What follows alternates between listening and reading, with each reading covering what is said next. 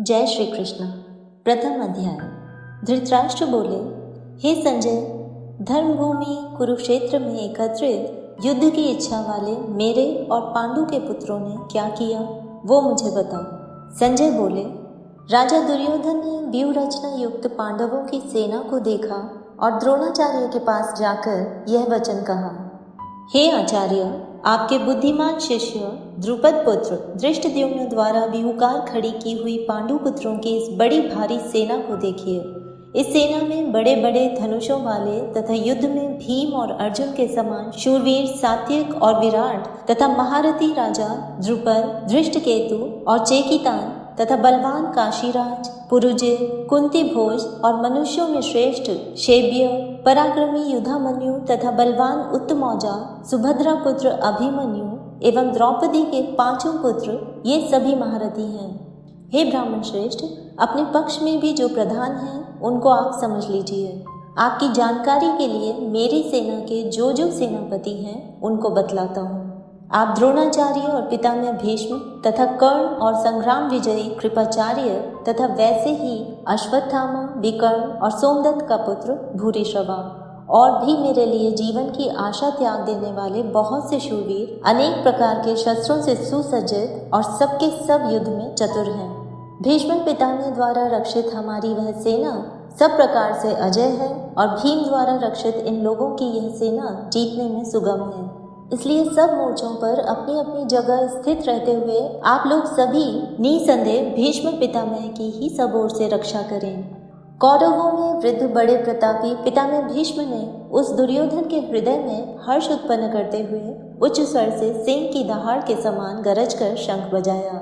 इसके पश्चात शंख और नगाड़े तथा ढोल, मृदंग और नरसिंगे आदि बाजे एक साथ ही बज उठे। उनका वह शब्द बड़ा भयंकर हुआ। इसके अनंतर सफेद घोड़ों से युक्त उत्तम रथ में बैठे हुए श्री कृष्ण महाराज और अर्जुन ने भी अलौकिक शंख बजाए। कुंती पुत्र राजा युधिष्ठिर ने अनंत विजय नामक और नकुल तथा सहदेव ने सुघोष और मणिपुष्पक नामक शंख बजाए। श्रेष्ठ धनुष वाले काशीराज और महारथी शिखंडी एवं धृष्टद्युम्न तथा राजा विराट और अजय सात्यकी, राजा द्रुपद एवं द्रौपदी के पांचों पुत्र और बड़ी भुजा वाले सुभद्रा पुत्र अभिमन्यु, इन सभी ने, हे राजन, सब ओर से अलग अलग शंख बजाए और उस भयानक शब्द ने आकाश और पृथ्वी को भी गुंजाते हुए धार्तराष्ट्रों के अर्थात आपके पक्ष वालों के हृदय विदीर्ण कर दिए। हे राजन, इसके बाद कपिध्वज अर्जुन ने मोर्चा बांधकर डटे हुए धृतराष्ट्र संबंधियों को देखकर उस शस्त्र चलने की तैयारी के समय धनुष उठाकर ऋषिकेश श्री कृष्ण महाराज से यह वचन कहा, हे अच्युत, मेरे रथ को दोनों सेनाओं के बीच में खड़ा कीजिए और जब तक कि मैं युद्ध क्षेत्र में डटे हुए युद्ध के अभिलाषी इन विपक्षी योद्धाओं को भली प्रकार देख न लूं कि इस युद्ध रूप व्यापार में मुझे किन किन के साथ युद्ध करना योग्य है, तब तक उसे खड़ा रखिए।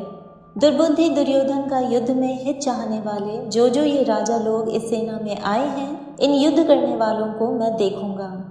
संजय बोले, हे धृतराष्ट्र, अर्जुन द्वारा कहे अनुसार महाराज श्री कृष्णचंद्र ने दोनों सेनाओं के बीच में भीष्म और द्रोणाचार्य के सामने तथा संपूर्ण राजाओं के सामने उत्तम रथ को खड़ा कर इस प्रकार कहा कि हे पार्थ, युद्ध के लिए जुटे हुए इन कौरवों को देख।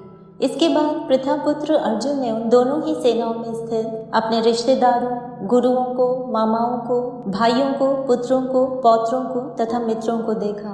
उन उपस्थित संपूर्ण बंधुओं को देखकर वे कुंती पुत्र अर्जुन अत्यंत करुणा से युक्त होकर शोक करते हुए यह वचन बोले। अर्जुन बोले, हे कृष्ण, युद्ध क्षेत्र में डटे हुए युद्ध के अभिलाषी इस स्वजन समुदाय को देखकर मेरे अंग शिथिल हुए जा रहे हैं और मुख सूखा जा रहा है तथा मेरे शरीर में कंप एवं रोमांच हो रहा है।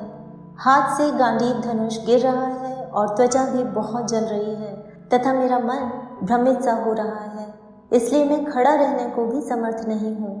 हे केशव, मैं लक्षणों को भी विपरीत ही देख रहा हूँ तथा युद्ध में स्वजन समुदाय को मारकर कल्याण भी नहीं देखता। हे कृष्ण, मैं ना तो विजय चाहता हूँ और न राज्य तथा सुखों को ही। हे गोविंद, हमें ऐसे राज्य से क्या प्रयोजन है अथवा ऐसे भोगों से और जीवन से भी क्या लाभ है। हमें जिनके लिए राज्य, भोग और सुखादि अभीष्ट हैं, वे ही ये सब धन और जीवन की आशा को त्याग कर युद्ध में खड़े हैं। गुरुजन, सभी रिश्तेदार, पुत्र, पौत्र और भी संबंधी लोग हैं। हे मधुसूदन, मैं तीनों लोगों के राज्य के लिए भी इन सबको मारना नहीं चाहता, फिर पृथ्वी के लिए तो कहना ही क्या है। हे जनार्दन, धृतराष्ट्र के पुत्रों को मारकर हमें क्या प्रसन्नता होगी? इन आतताइयों को मारकर तो हमें पाप ही लगेगा। अतएव हे माधव, धृतराष्ट्र के पुत्रों को मारने के लिए हम योग्य नहीं हैं, क्योंकि अपने ही कुटुंब को मारकर हम कैसे सुखी होंगे। यद्यपि लोभ से भ्रष्ट चित्त हुए ये लोग कुल के नाश से उत्पन्न दोष को और मित्रों से विरोध करने में पाप को नहीं देखते, तो भी हे जनार्दन, कुल के नाश से उत्पन्न दोष को जानने वाले हम लोगों को इस पाप से हटने के लिए क्यों नहीं विचार करना चाहिए। कुल के नाश से सनातन कुल धर्म नष्ट हो जाते हैं तथा धर्म का नाश हो जाने पर संपूर्ण कुल में पाप भी बहुत फैल जाता है। हे कृष्ण, पाप के अधिक बढ़ जाने से कुल की स्त्रियां अत्यंत दूषित हो जाती हैं, और हे वार्ष्णेय, स्त्रियों के दूषित हो जाने पर वर्ण संकर उत्पन्न होता है। वर्ण संकर कुलघातियों को और कुल को नरक में ले जाने के लिए ही होता है। लुप्त हुई पिंड और जल की क्रिया वाले अर्थात श्राद्ध और तर्पण से वंचित इनके पितृलोक भी अधोगति को प्राप्त होते हैं।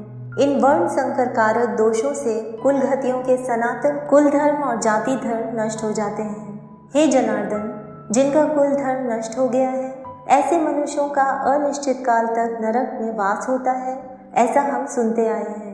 हे कृष्ण, हम लोग बुद्धिमान होकर भी महान पाप करने को तैयार हो गए हैं, जो राज्य और सुख के लोभ से स्वजनों को मारने के लिए उद्यत हो गए हैं।